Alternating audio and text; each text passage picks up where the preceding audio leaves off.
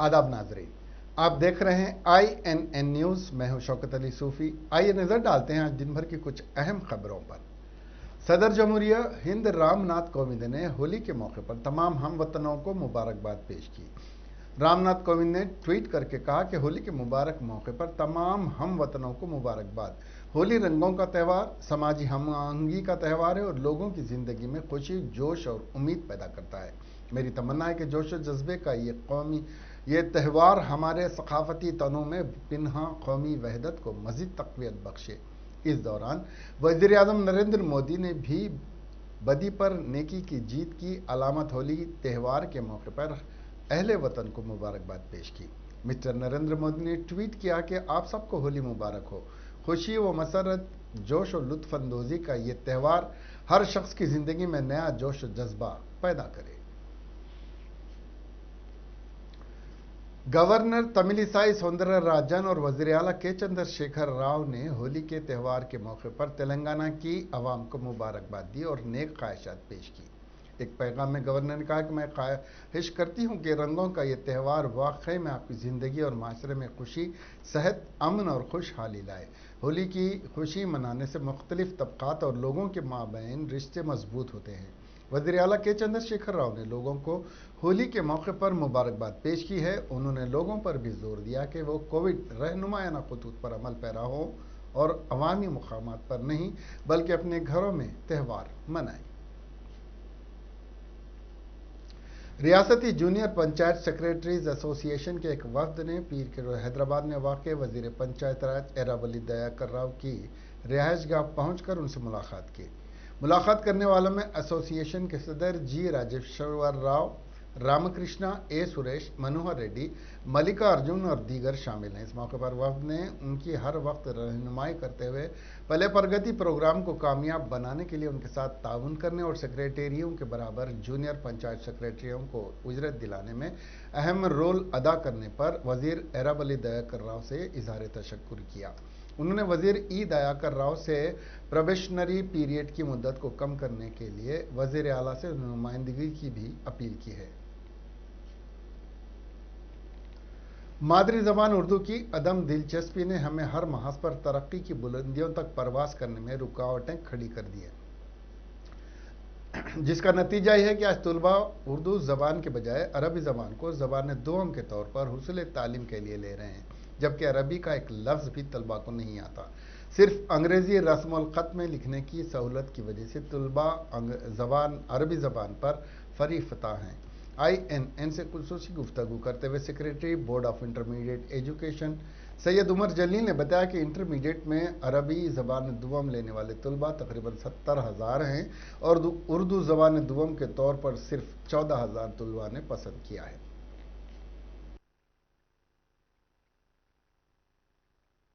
14,271 बच्चे Urdu language as a optional language लिए हैं intermediate first year second year मिलाकर।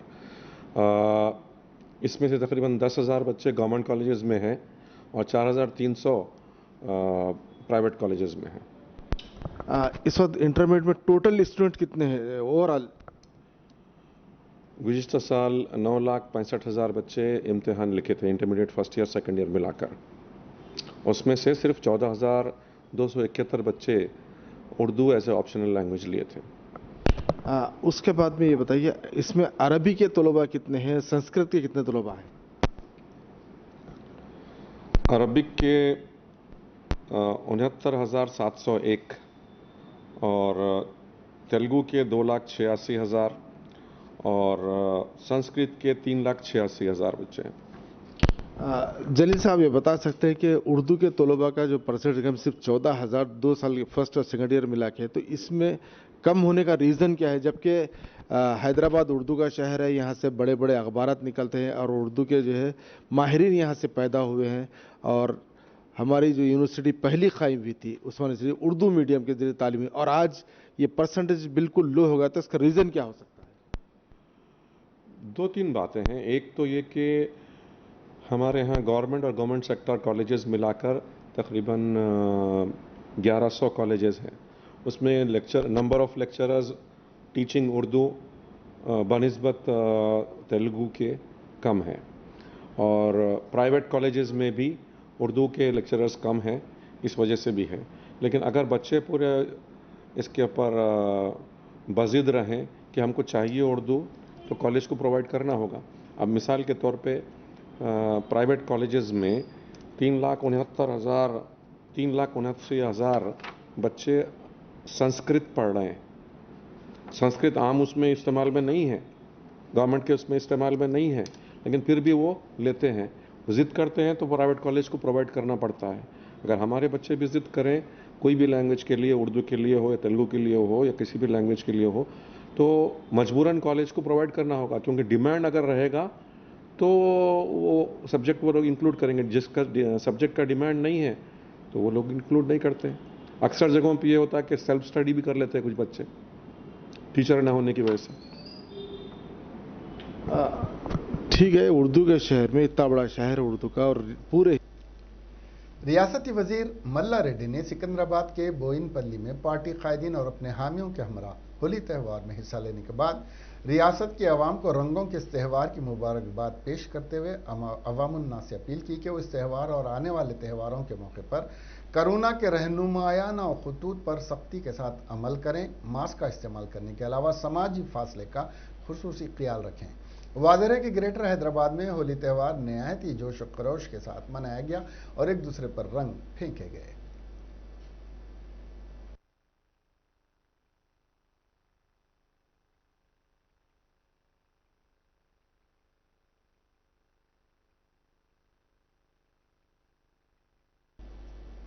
बीजेपी के रुकन असेंबली रघुनंदन ने पार्टी ऑफिस में मीडिया से बात करते हुए तेलंगाना की टीआरएस हुकूमत पर इल्जाम आयद किया कि रियासत की तकसीम के मौके पर तेलंगाना में coach factory, Bairam steel factory देने का जो वादा किया गया था, उसे तेलंगाना हुकूमत अपनी नाअहली और कोच फैक्ट्री के लिए अराजी फराहम न करने की वजह से कायम न हो सकी। बीजेपी रुकन असेंबली रघुनंदन ने बताया, लोकसभा और राज्यसभा में टीआरएस के अराकीन मौजूद होने के बावजूद ये कोच फैक्ट्री और बैरम स्टील फैक्ट्री कभी भी मरकजी हुकूमत पर दबाव नहीं डाला और न ही इस सिलसिले में कोई एहतजाज दर्ज किया। रघुनंदन ने बताया कि अपनी कमजोरी को छुपाने के लिए मरकजी हुकूमत पर दोनों फैक्ट्रियां न कायम करने का बेबुनियाद इल्जाम आयद कर रही है। रघुनंदन ने बताया, अपने हलके से असेंबली दुबाक की तरक्की के लिए काम कर रहे हैं और असेंबली के बजट इजलास में कांस्टेबल को तरक्की देने के सिलसिले में मौसर नुमाइंदगी उन्होंने की है।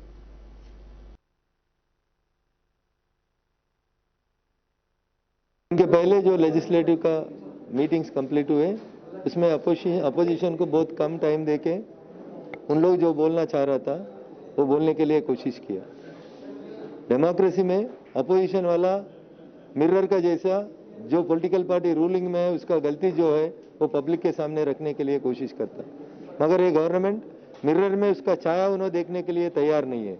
क्यों बोले तो उसको मालूम है उसके पास क्या तकलीफ है, क्या है, नहीं है बोल के। So always the role of the opposition is they will act like a mirror and they will show their mistakes. But when the state government is not ready to listen their mistakes, उन लोग क्या करने के लिए कोशिश किया, हमारा mic cut करने के लिए कोशिश किया, हमारे को वादा करने के लिए, बात करने के लिए भी मौका कम दिया है। उन लोग तो घंटा घंटा भाषण दिया, वो भाषण भी स्टेट के लिए नहीं दिया।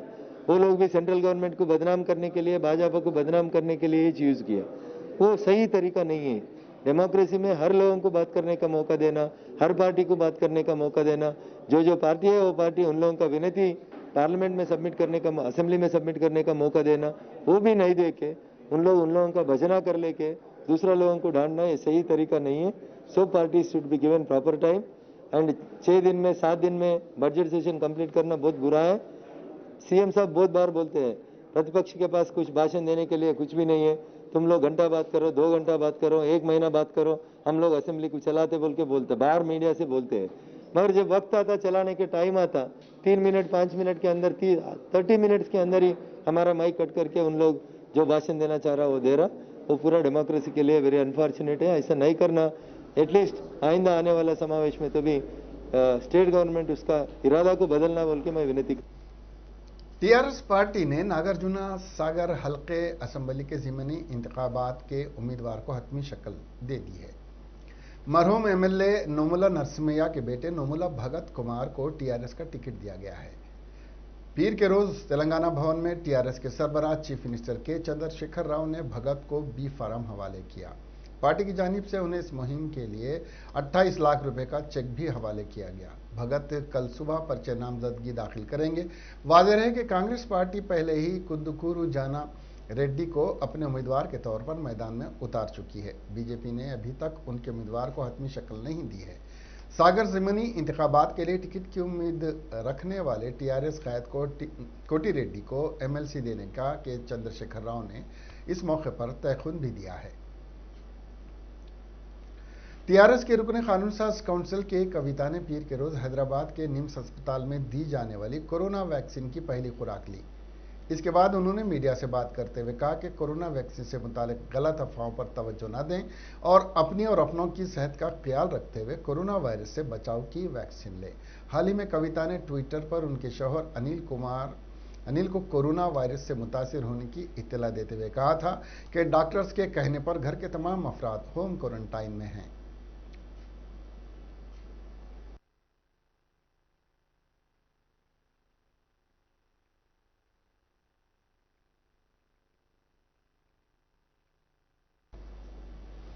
सदर तेलंगाना प्रदेश कांग्रेस कमेटी और रुकने पार्लियामेंट उत्तम कुमार रेड्डी ने वाज़ेह किया कि नागार्जुन सागर असेंबली ज़मीनी इंतखाबात रायदही के फौरी बाद सदर तेलंगाना प्रदेश कांग्रेस के ओहदे की जिम्मेदारी से सुबुदोश हो जाएंगे और सदर ऑल इंडिया कांग्रेस सोनिया गांधी तेलंगाना प्रदेश कांग्रेस के ओहदे पर नए सदर का इंतखाब करेंगी।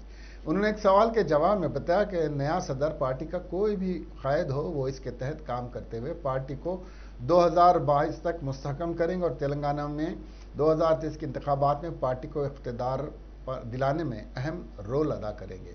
उत्तम कुमार रेड्डी ने बताया कि यह बाहैसियत रुकन असेंबली हो या रुकन पार्लियामेंट हो अपने हल्के की तरक्की के लिए काम किया है। उन्होंने दावा किया कि नागार्जुन सागर असेंबली ज़मीनी इंतखाबात में जाना रेड्डी 50,000 वोटों की अक्सरियत से कामयाबी हासिल करेंगे।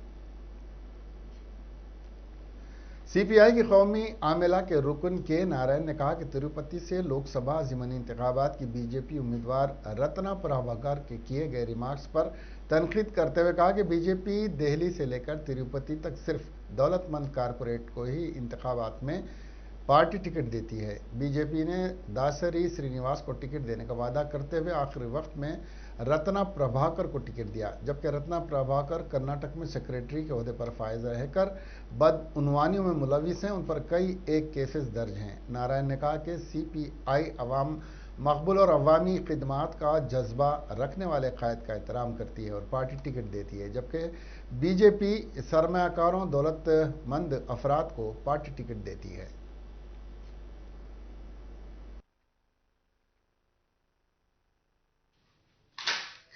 బీజేపీ అభ్యర్థి శ్రీమతి రత్నప్రభ నా మీద ఒక కామెంట్ చేసింది.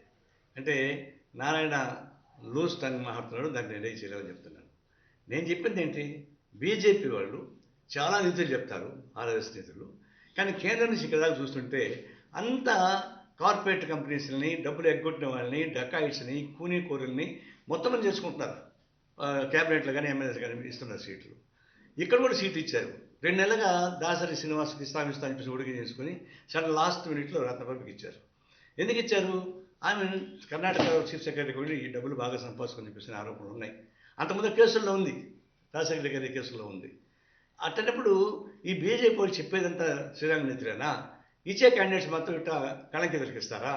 ఆ విధంగా రత్నప్రభను మీరు సెలెక్ట్ చేయడం అంటే బీజేపీలో ఉన్నటువంటి దివాళా కోరుతానని ప్రత్యక్షంగా ప్రతిబింబించింది. తిరుపతిలో కూడా మీరు ఇట్లా పెట్టారని చెప్పేసి చెప్పారు. దానికి ఆమె ఏమంటుందంటే నన్ను అవినీతి పరులు అంటున్నారు, వాళ్ళకి లూజ్ టంగ్ అని అంది.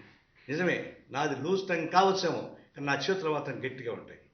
మీది లూజ్ టంగ్ కాకపోవచ్చేమో, కానీ మీ చేతులు మాత్రం లూజ్గా ఉంటాయి వాడుకోవడానికి. అది మా తేడా, దాన్ని గుర్తుంచుకొని చెప్తాం. कोविड-19 की दूसरी लहर चल रही है। यह वायरस इस बात की परवाह नहीं करता कि वो किसको अपना शिकार बना रहा है। हाल ही में 2 अरकान काउंसिल और कांग्रेस पार्टी के कारगुजार सदर रेवंत रेड्डी कोरोना की लपेट में आ चुके हैं। कोविड-19 की ताज़ा शिकार हाल ही में ग्रेजुएट हल्के हैदराबाद रंगारेड्डी और महबूब नगर से काउंसिल की रुकन मुंतखब हुई सुराभी वाणी देवी भी हो गई हैं। कोरोना वायरस का टेस्ट मुस्बित आने के बाद वो घर पर ही अलग थलग रह रही हैं। वाणी देवी ने खुद इसका इंकशाफ सोशल मीडिया के जरिए किया।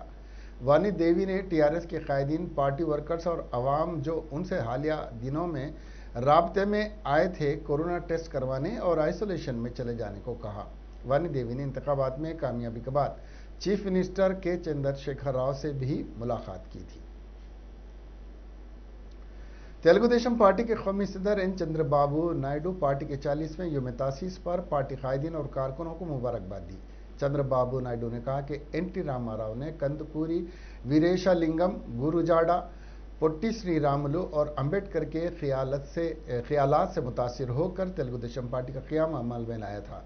चंद्रबाबू नायडू ने कहा कि तेलुगुदेशम को इज्जत नफ्स के साथ तेलुगु अवाम को इज्जत नफ्स के साथ रहना होगा और तेलुगु सरजमीन की अजमत को सारी दुनिया में फैलाना होगा। यौम तासीस के मौके पर चंद्रबाबू नायडू ने टीडीपी कैडर को रामराज्यम के क़याम के लिए लाहेमल तरतीब देने के लिए कहा। तेलुगुदेशम पार्टी के कौमी जनरल सेक्रेटरी नारा लोकेश ने पार्टी कैडर को यौम तासीस की मुबारकबाद दी। उन्होंने कहा कि पार्टी ने वर्कर्स की भलाई को इस वक्त भी अहमियत दी जब पार्टी की हुकूमत भी नहीं थी। विशाखापट्टनम में भी पार्टी कायदीन ने एनटीआर को खिराज अकीदत पेश किया। वाटर बोर्ड के अहदेदारों ने इत्तला दी है कि कृष्णा फेज 1 पाइपलाइन में तोसी के कामों की वजह से 21 अप्रैल को जीएचएमसी इलाकों के मुतादिद इलाकों में पीने के पानी की फराहमी मुतासिर होगी। 21 अप्रैल को सुबह 6 बजे से अगले दिन सुबह 6 बजे तक पीने के पानी की फराहमी मुअत्तल रहेगी। Meeralam reservoir area, Kishanbagh, Aljubail colony, Aliabad के इलाके और बालापुर रिजर्वायर एरिया को पानी की फराहमी 24 घंटों के लिए बंद रहेगी। वाटर बोर्ड के अहदेदारों ने अवाम पर जोर दिया कि वो पानी का इस्तेमाल कम करें। तेलंगाना के कुछ हिस्सों में दर्जे हरारत में अगले 2 दिन में मामूल की हद से 2 डिग्री सेंटीग्रेड तक का इजाफा का इम्कान है। इस वक्त दर्जे हरारत 40 डिग्री सेंटीग्रेड को छू रहा है। समझा जा रहा है कि इसमें मजीद इजाफा होगा। Telangana state development and planning society के मुताबिक अप्रैल और मई के महीने में दर्जे हरारत 45 डिग्री सेल्सियस पहुंचने का इम्कान है। इतवार को तेलंगाना में दर्जे हरारत 42 डिग्री सेंटीग्रेड रिकॉर्ड किया गया। इंडियन मेट्रोलॉजिकल डिपार्टमेंट हैदराबाद ने कहा कि रियासत में गर्मी की लहर कुछ दिनों तक जारी रहेगी। मंचिर्याल जिले के नरसापुर में सबसे ज़्यादा 42 डिग्री सेल्सियस रिकॉर्ड किया गया। हैदराबाद के नारायणगुड़ा में दर्जे हरारत 39.4 डिग्री सेंटीग्रेड रिकॉर्ड किया गया। रियासत के 14 अजला में दर्जे हरारत 40 डिग्री सेल्सियस रिकॉर्ड किया गया। साबिक रियासती वजीर और रुकन असम्बली आदिलाबाद जोगू रामन्ना ने आज municipal chairman Jogu Premender, vice chairman Zaheer Ramzani, TRS कायदीन अतरुल्ला, मोहम्मद यूनुस इकबानी के हमरा मुख्तलिफ मकामात मसूद नगर, बिकुलगुड़ा, कोलीपुरा, खानापुर, मल्लजात का खुद दौरा करते हुए कल्याण लक्ष्मी और शादी मुबारक स्कीम के तहत इस्तेफादा कुनिंदगान के घर घर जाकर मंजूर शुदा चेक्स हवाले किए। इस मौके पर काउंसलर्स और नुमाइंदा काउंसलर्स सुंदा नरसिंह, प्रकाश, विजय, मोहम्मद मुबीन, श्रीनिवास दीगर मौजूद थे। बाद रुकन असम्बली जोगू रामन्ना ने मीडिया से बात करते हुए कहा कि कोरोना वबा की बढ़ती हुई दूसरी लहर के पेश नज़र और सख्त धूप के बास इस्तेफादा कुनिंदगान को बगैर किसी दुश्वारियों के घर घर जाकर शादी मुबारक और कल्याण लक्ष्मी के मंजूर शुदा 150 मुस्तहिकीन में रास्त तौर पर चेक्स हवाले किए गए।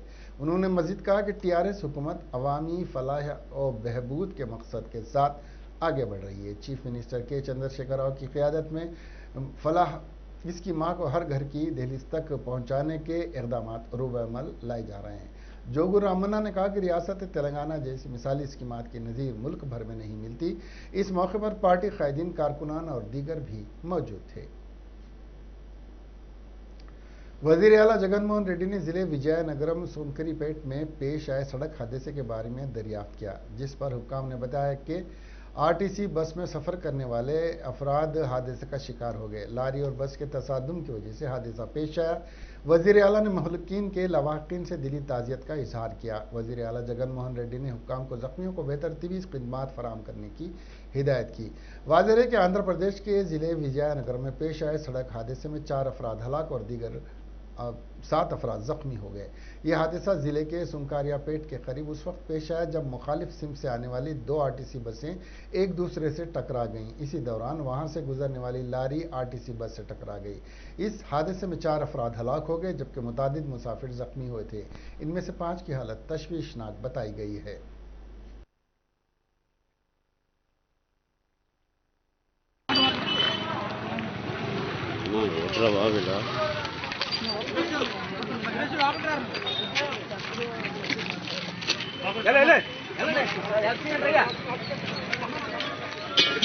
ఈ బస్సులో నా వాళ్ళు లేరు కాబట్టి సరిపోయిందా?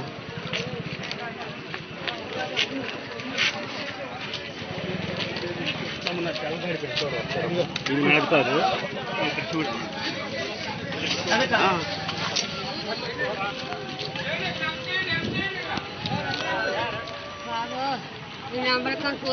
ఉండము అక్కడ బతుకులో ఉంది బతుకులో ఉంది బతుకులో సీట్లో నుండి పెంచుడు. ఏ సీట్లో? ఊడి అమ్మ భయం చనిపోయాడా? అలా డ్రైవర్ కూడా చనిపోయాడు. భయం వేస్తుంది తీయడానికి కూడా.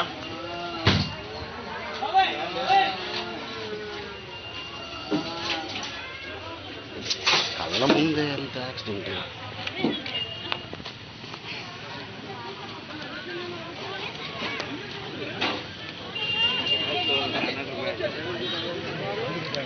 అన్నా డ్రైవర్ చనిపోయాడుగా, ఆవిడ కొట్టుకుంటుంది, తీస్తే బాగుంటుంది. అందులో ఇద్దరు చనిపోయారు ఆల్రెడీగా. చనిపోయారు ఈ బస్సులో.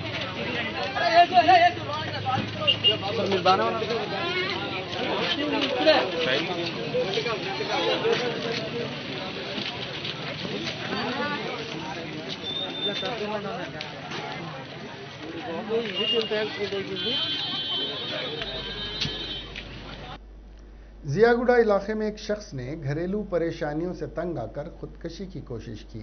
ताहम फौरी तौर पर कुलसुमपुरा पुलिस को इसकी इत्तला दी गई, जिस पर कुलसुमपुरा SHO और पेट्रोलिंग कार टीम ने फौरी वहां पहुंचकर दरवाज़ा तोड़कर खुदकशी करने वाले शख्स को बचा लिया और दवाखाना मुंतकिल कर दिया है और इस सिलसिले में एक मुकदमा दर्ज करते हुए मसरूफ़ तहकीक़ात है।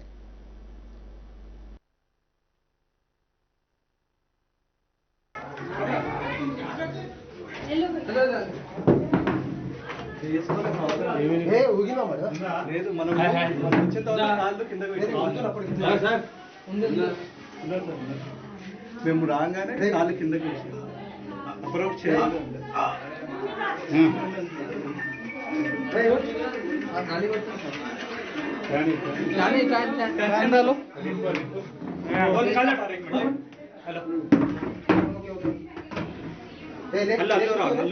देख के रात कैसा पकड़ते कैसे राजू भाई थोड़ा पानी वही नाला को चलो कहीं को कुछ भी ना होता कुछ भी ना कम्युनिटी चले रहे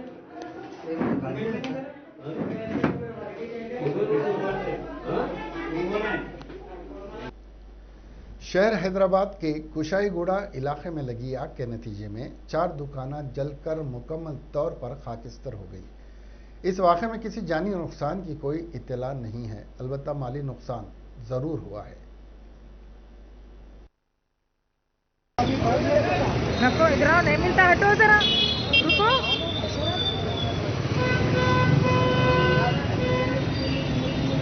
शब-ए बारात की रात पूरा पैरों को आंच लग गई यहाँ पर।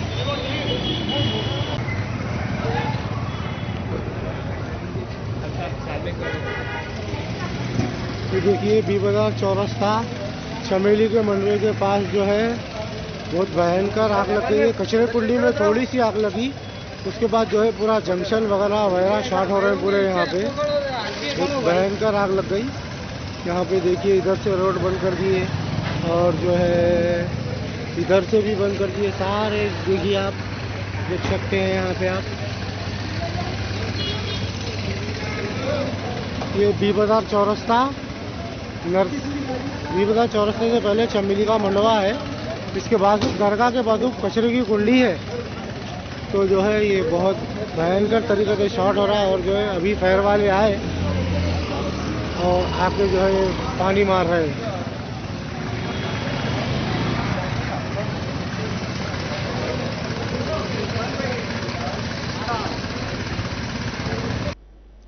इस माह की 23 तारीख को सईदाबाद पुलिस स्टेशन हुदूद में पेश आए एक अफसोसनाक वाक़े में कबायली तबके से ताल्लुक़ रखने वाली 10 साला कमसिन लड़की की उसकी झोंपड़ी में मुश्तबा हालत में मुर्दा पाई गई थी।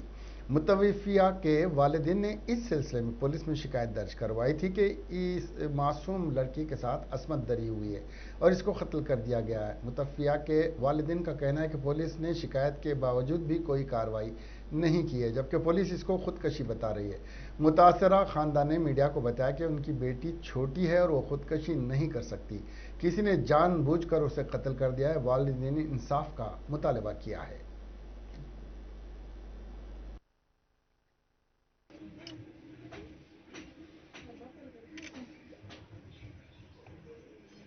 బాబు మంచిగా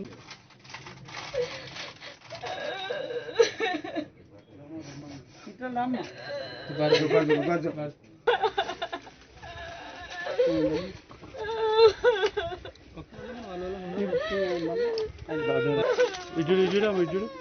పోయింది విషయం వాళ్ళకే తెలిసింది, ఎవరికి తెలియలే. ముందు చూసిన వాళ్ళు అంటే వాళ్ళే, ఇంకా పక్కోళ్ళు లేపిండు వాళ్ళే, అందరికి చెప్పిర్రు వాళ్ళ తర్వాత మాకు తెలిసింది సార్. వాళ్ళ పేర్లు కూడా రాపించారు. పాపకు పొద్దున నేను 11 గంటలకి నేను పైనకి పోయినా, అప్పుడు 2:30కు వస్తే మళ్ళీ పాప పడి ఉంది, చచ్చిపోయి ఉంది. అట్లా నాకు చెప్పిన వాళ్ళకు, ఆ డాక్టర్ వాళ్ళకు చెప్పిన, పోలీసు వాళ్ళకు చెప్తే రాసుకున్నారు. నేను పొద్దుగాల రామ్మా నువ్వు అన్నీ చెప్పిపోయారు, కానీ ఈ అంత కూడా ఎవరో చెప్పింది ఎవరో ఈ పాపకు ఏం జరిగింది అని అడుగుతా ఎవరు అడగతలేరు సార్. ఇంకా ఈ పాప ఇంత పొద్దు పూట ఎందుకు చనిపోయింది? ఈ బస్సులోనే నా పాపకు అన్యాయం జరుగుతుందా సార్? చెప్పండి మీరే. రిటర్న్ నేను 2:30కు వచ్చిన. 2:30కు వచ్చేటప్పుడు ఇక్కడ భారీ బట్టలు లేకుండా చచ్చిపోయి ఇంట్లోనే ఉన్నారు. చాలా ఇక్కడ నుంచి రోడ్ దాకా మంది ఉన్నారు సార్. నేను ఎత్తుకొని బయట తీసుకొచ్చిన భారీ బట్టల పిల్లకు, తర్వాత బట్టలు వేసారు సార్ నా పాపకి.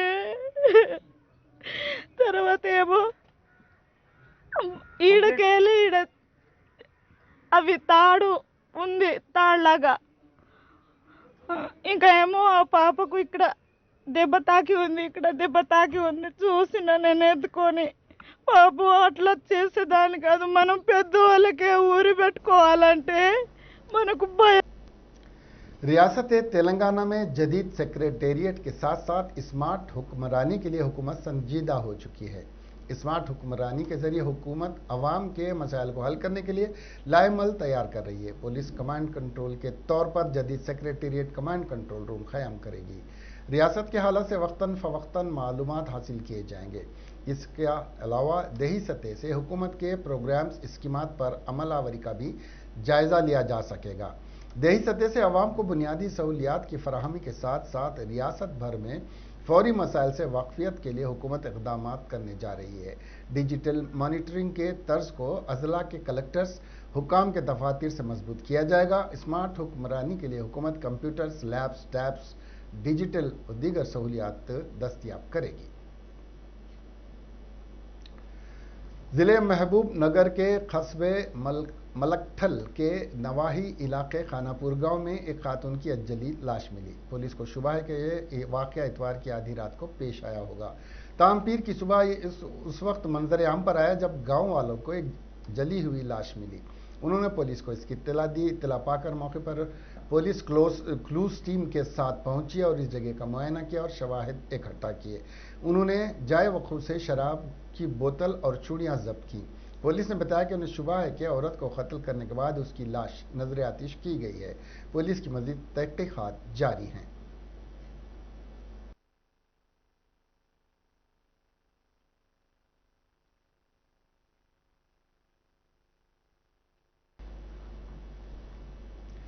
इसके साथ ही ये खबरें यहीं ख़त्म हुई।